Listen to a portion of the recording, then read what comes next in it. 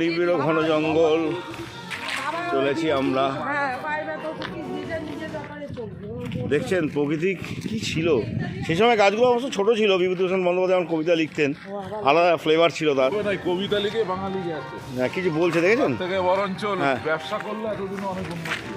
হ্যাঁ, কবিতা গল্প লিখে কিছু লাভ নেই, ওই করেই বাঙালি শুনলেন তাহলে। বিজনেস করলে ভালো ছিল। এই বিখ্যাত লেখা কিন্তু নস্টালজিক যারা এখনো তারা পড়ে। বিদেশের ইতিহাসে এখনো আরণ্যক পড়ানো হয়, এখনো পথের পাঁচালীর জন্য নোবেল প্রাইজ সেই বিভূতিভূষণের কথাই মনে পড়ে। সুতরাং কারো কাছে পয়সা, কারো কাছে সাহিত্য, সবাই যেভাবে নেবেন সেইভাবেই তারা চলতে থাকুন।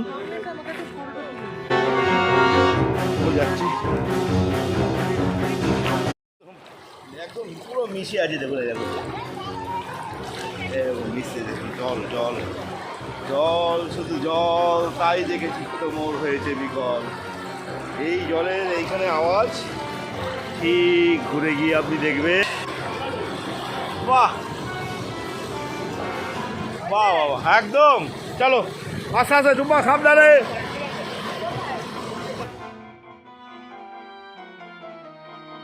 সাবধানে, প্রচুর স্রোত, প্রচুর স্রোত।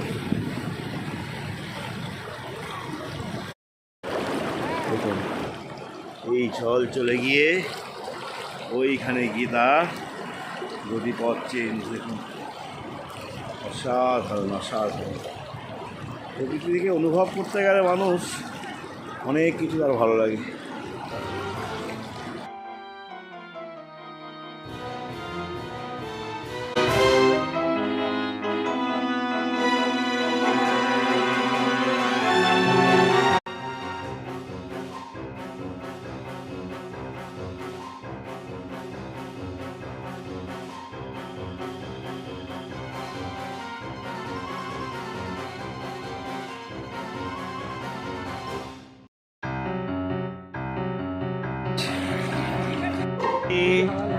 এখন আমরা চলেছি চিত্রকূট পাহাড়ে।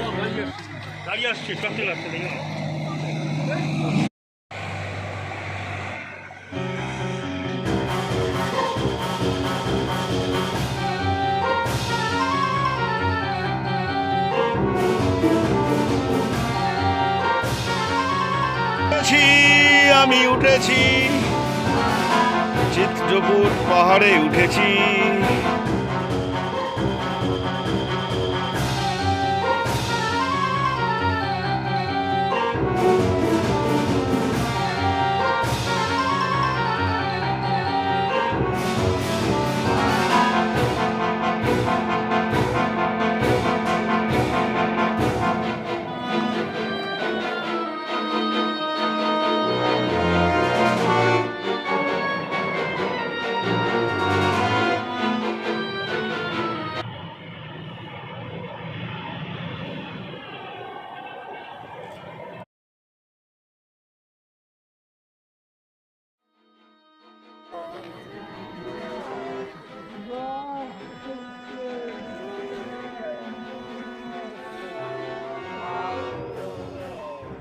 চিত্রকূট পাহাড়ে দৃশ্যটা দেখুন,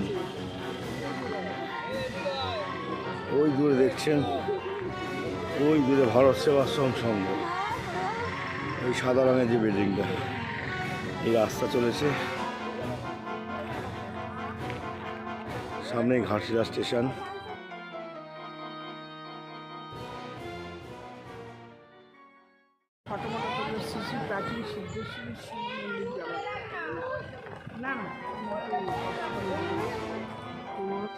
ওই ছেলেটা বানালো, তারপরে উনি বলেছিলেন যে বলছেন আপনারা কোনো জায়গায় কালেকশন করবেন না, তো আমি একাই সব কিছু করে দেবো। রাস্তা থেকে এখানে সংবারা টালির সাইড ফাইড সমস্ত জল টল সমস্ত ব্যবস্থায় আমি একা করবো।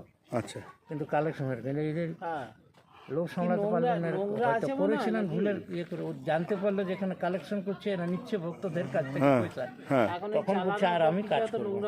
তখন আমি বলি ভাই যতটা তুমি করেছো অসম্পূর্ণ করো না। তখন এইটা হয়ে গেল এই গত শিবরাত্রি। আর এটাকে এইটা ছিল মানে সেই শিবলিঙ্গের আদলে ওই দিকে প্রবেশ পথ ছিল, আচ্ছা একদম গোলাকার মন্দির ছিল। আচ্ছা আচ্ছা তো সেইটা তুলে করে এগুলো ওই বাড়িতে হয়েছে, চৌবাচ্চাগুলো বানিয়ে তো বুঝতে পারলো না। আচ্ছা তো জায়গাটা এখন বাঁচিয়ে রাখাটা ভালো ছিল, প্রাচীন ঐতিহ্যটা থাকতো। তো সেখানে এই মধ্যিখানেই ছিলেন মহাদেব, খুব গ্রামবাসীরা বার করেছিলেন। আচ্ছা এখানে ওই কোটি কোটি টাকার সম্পত্তি ছিল এই মন্দিরের মধ্যে। আচ্ছা তা মন্দিরেও আবার মাটি চাপা দিয়ে দেয় ওরা, মানে ইটাগুলোই চাপা দিল, কিন্তু মহাদেব বাইরে ছিলেন। আচ্ছা তারপর ওই প্রায় 59 একজন এলেন বাংলাদেশ থেকে সাধু। হ্যাঁ তো উনি এখানে থাকার পরে এখানে কোনো বর্তমান রুঙ্কুনি মন্দিরে থাকেন। আচ্ছা রুকির মন্দিরে হ্যাঁ, তো বলছে না তখন এই মাইনিংগুলো চলছিল, সবাই কালেকশন করে আচ্ছা আর ওনার সহযোগ মানে করে সবাই মিলে করে আর কি মন্দিরটা তৈরি হলো। ওই মোটামুটি 87 থেকে 92 এর মধ্যে কমপ্লিট হয়। আচ্ছা তারপরে এইটা নতুন করে আরেকজন বানালেন, ওই যিনি আছে ওই আপনার ওই যে এটা হচ্ছে শিবনাথ হ্যাঁ ইয়ে ওই বলছে আর আমি কাজ করবো। তখন আমি বলি ভাই যতটা তুমি করেছো অসম্পূর্ণ করো না। তখন এইটা হয়ে গেল এই গত শিবরাত্রি। হ্যাঁ বাহ আর এটাকে আজও জানা যায়নি, কিন্তু এটা না সব উঠিয়ে নিল বাবা। তখন আমরা ছোট থাকি, দাদু চাঁদ দিব আমাদের, হ্যাঁ দিব এই যে এটা এই জায়গাটাই ছিল আর কি। আচ্ছা আচ্ছা হ্যাঁ, এটা এইরকম ভাঙা করে এগুলো ধান দিয়ে তৈরি করা, খুব মজবুত ইটাগুলো। কিন্তু আচ্ছা পুরো আমার নামটা বলুন। আমার হরি বললে সবাই জানে। হ্যাঁ দেখেছেন এই সিদ্ধেশ্বরী মন্দিরে এই পুজো আচ্ছা থাকেন, আপনারা আসবেন। তো আধারিতে ঘেরা দেখছেন এই পাহাড়, সিদ্ধিনাথ মন্দির, ওই একটি পাহাড় দেখা যাচ্ছে। উঠে এসছি, এইভাবে উঠতে হবে পাহাড়ে। সিদ্ধেশ্বরী মন্দির কখনো চড়াই কখনো উৎরাই, এই এখন চলেছি নামার পথে।